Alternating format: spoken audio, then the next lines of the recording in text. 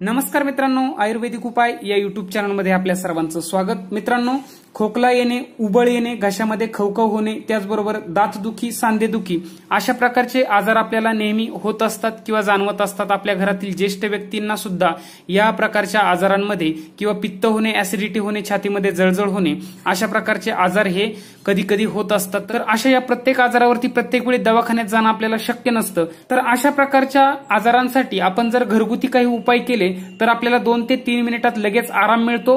मित्रांनो, अशाच प्रकारचा एक उपाय मी तुम्हाला सांगणार आहे, ज्या उपायामध्ये आपल्याला लसणाचा वापर करायचा आहे आणि या लसणाचा वापर करून आपण खोकला येणे, उबळ येणे, घशामधील खवखव, छातीमधील जळजळ, त्याचबरोबर दातदुखी आणि सांधेदुखीसाठी हा लसूण किती उपयुक्त आहे आणि 2 ते 3 मिनिटात आपल्याला याचा कसा आराम पडणार आहे हे मी सांगणार आहे। उपाय शेवटपर्यंत पहा, याची कृती वेगवेगळ्या पद्धतीने करायची आहे आणि आमच्या चॅनलवरती जर नवीन असाल तर सबस्क्राइब करा आणि येणाऱ्या बेल आयकॉनवरती सुद्धा क्लिक करायला विसरू नका। मित्रांनो, बऱ्याच वेळी आपल्या घरामध्ये जे ज्येष्ठ व्यक्ती असतात तर अशा व्यक्तींना खोकल्याची उबळ येत असते। मग अशा वेळी प्रत्येक वेळेस दवाखान्यात जाणे आपल्याला शक्य नसते।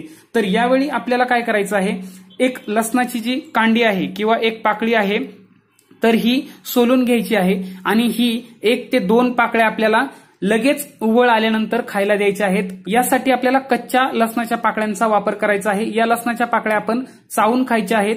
या चावून खाल्यामुळे आपल्या घशातील जे बॅक्टेरिया आहेत तर हे नाहीसे होत असतात, कारण लसणामध्ये अँटीबॅक्टेरियल गुणधर्म हे मोठ्या प्रमाणावर असतात। त्याचबरोबर घशामध्ये खवखव होत असते। मित्रांनो, घशामधील खवखव ही पित्तामुळे होत असते। आम्ल जे आहे तर ते छातीमध्ये घुसळत असतं आणि हे घुसळल्यामुळे आपल्या घशामध्ये ते वरवरती येत राहतं आणि त्यामुळे सारखी घशामध्ये खवखव आपल्याला जाणवत असते। तर अशा वेळी सुद्धा आपल्याला 2 ते 3 लसणाच्या पाकळ्या चावून जर खाल्या तर आपल्याला त्याचा लगेच फरक पडणार आहे। यानंतर मित्रांनो, बऱ्याच व्यक्तींना दातदुखीची समस्या जाणवत असते। आपल्या दातामध्ये जर कीड असेल तर अशा वेळी आपल्याला 2 ते 3 लसणाच्या पाकळ्या यांची पेस्ट करून घ्यायची आहे आणि ही पेस्ट आपल्याला दुखऱ्या दातांवरती लावायची आहे। किंवा जर आपण 2 ते 3 लसणाच्या पाकळ्या तव्यावरती भाजून दोन्ही दातामध्ये जर घट्ट पकडून ठेवल्या आणि त्यानंतर चावून खाल्या तर आपली दातदुखीची समस्या ही लगेच 2 मिनिटात आपल्याला आराम मिळून जात असतो। आपले जर सांधे दुखत असतील किंवा सांध्यांमधून आवाज येत असतील अशा वेळी आपल्याला मित्रांनो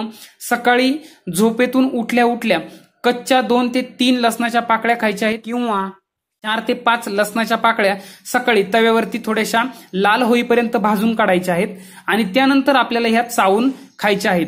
त्यानंतर अर्ध्या तासाने आपल्याला कोमट पाणी प्यायचं आहे, 1 ग्लासभर।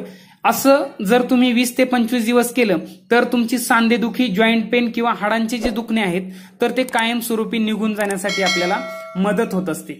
मित्रांनो, लसणामध्ये असणारा जो एलिसिन नावाचा घटक आहे तर हा घटक आपल्या जॉईंटमध्ये ल्युब्रिकंट तयार करण्याचं काम करत असतो। यामुळे आपल्याला जो सांधेदुखीचा त्रास जाणवत असतो तर सांधेदुखीचा त्रास आपला कमी होऊन जात असतो। जेव्हा आपल्या तोंडाचा वास येत असतो तर अशा वेळी हा लसूण थोडासा तव्यावरती लालसर होईपर्यंत भाजून घ्यायचा आहे आणि सकाळी 2 लसणाच्या कांड्या आपल्याला चघळून खायच्या आहेत। मित्रांनो, यामध्ये असणारे जे फायटोकेमिकल्स आहे तर या फायटोकेमिकल्समुळे आपल्या तोंडातील जिभेवरील बॅक्टेरिया निघून जातात, नाहीसे होतात आणि आपल्या तोंडाची दुर्गंधी किंवा घाण वास येत नाही। अशा प्रकारे हा उपयुक्त असा लसूण आपल्याला 2च मिनिटात कोणत्याही दुखण्यावरती लगेच आराम देत असतो। मित्रांनो, हल्लीच्या जमान्यामध्ये अनेक प्रकारची औषधे घेऊन आपल्याला साईड इफेक्टच मोठ्या प्रमाणावर होत असतो। यासाठी आपल्याला घरगुती उपायांकडे वळायला हवं। पुन्हा भेटूया एका साध्या सोप्या माहितीसह, उपायासह। तोपर्यंत धन्यवाद।